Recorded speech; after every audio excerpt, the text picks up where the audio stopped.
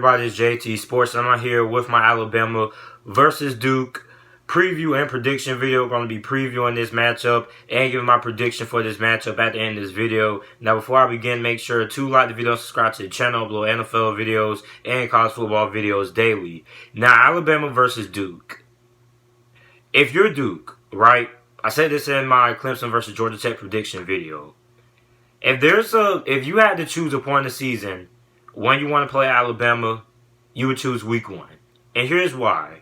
Not saying this is going to happen in this game or something like that, but week 1, we see a lot of teams that haven't played football in 6-7 months. They come out a little bit rusty. They've only been scrimmaging against each other. They normally commit a lot more turnovers than what they were in the middle of the season, things like that. So week 1, it may be a possibility that Alabama comes out a little slow. Maybe they commit a couple of penalties, and that could potentially help Duke in this game because Duke's going to need all the help that they can get because let's face it, I mean, Duke is overmatched. I mean, when we look at this Alabama team is absolutely stacked. I mean, up front, we know they're going to be a dominant group up front.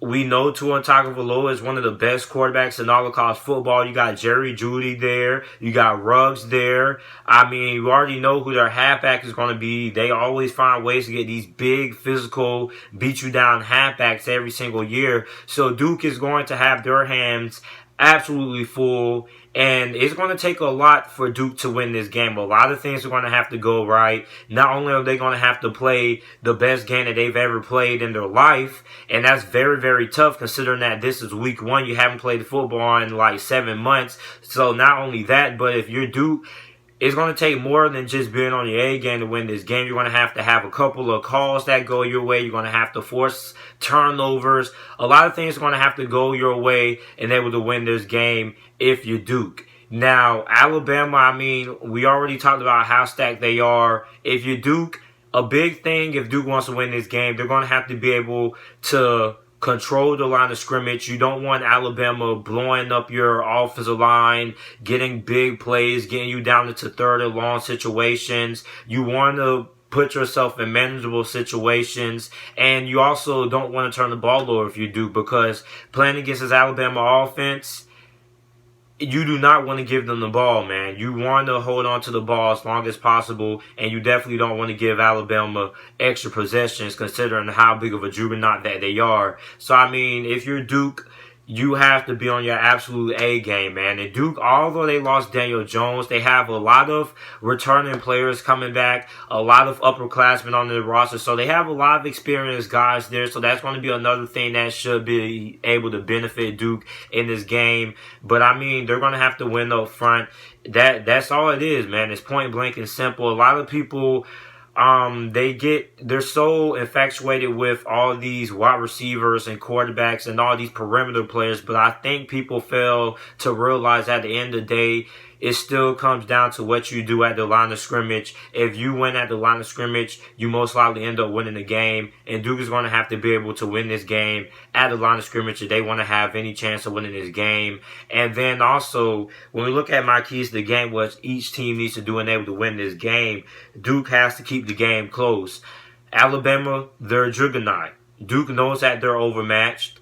But Duke, they need to be able to keep the game within and close reach. So if you're Duke, you never want to go down more than 10 points. That's what I would set the limit against this Alabama team if I'm Duke. You never want to trail at any point in the game more than 10 points. Because if you're going to have time against Alabama down 10 points, if you're Duke, I'm feeling pretty good about myself. I'm feeling pretty confident. I'd rather go against Alabama and lose Alabama at halftime by 10 points and still have a chance to win the game than lose Alabama at halftime or be down against Alabama by 21, 28 points, 3 or 4 possessions. So as long as Duke keeps the game closer and within reach, they are going to be able to have better than average chance to win this game. And that's normally what we see when it comes to these upsets. Normally with these upsets, you don't see a lot of these teams that come from behind down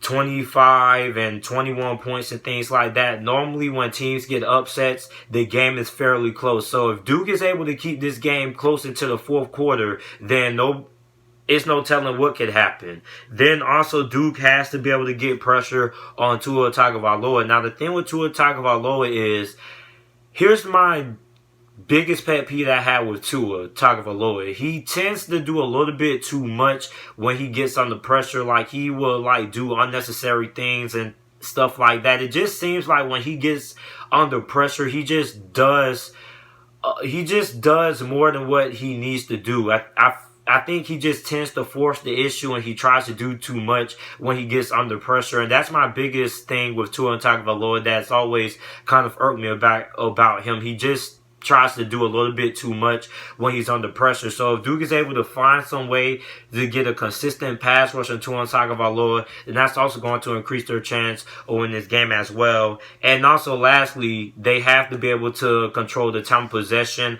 That's going to be very, very key in winning this game versus Alabama, because we know that this Duke defense, they're probably not going to be able to get a lot of stops, and this Alabama offense is a juggernaut. So you want to keep your offense on the field, and you want to keep Alabama's defense on the field.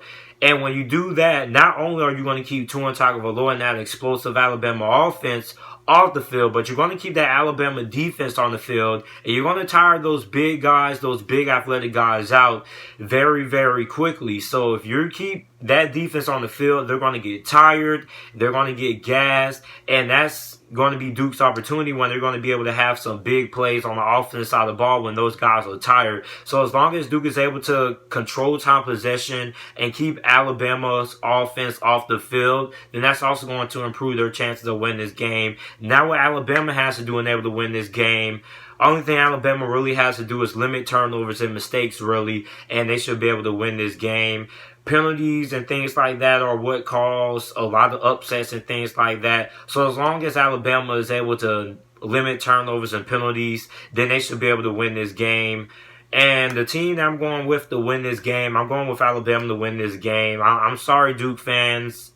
It's just that Alabama is a way better team than you guys at every single position. And I mean, Alabama, they're just bigger up front. It's going to be very hard for Duke to really be able to pass protect and get solid protection on when it comes to rushing the football and passing the football as well. And also against this Alabama defensive line is going to be very, very good. And then also Alabama's offense is just too much of a juggernaut for the talent of this Duke defense. I do think Duke will have a pretty okay defense this year, but against this Alabama offense, I don't really think that they stand a chance. So I don't mean to sound disrespectful or anything, Duke fans. You guys have a shot of winning this game. It's just that Alabama, there is Alabama, man. They are absolute juggernauts. So if Duke wants to win this game or have a chance to win this game, a lot of things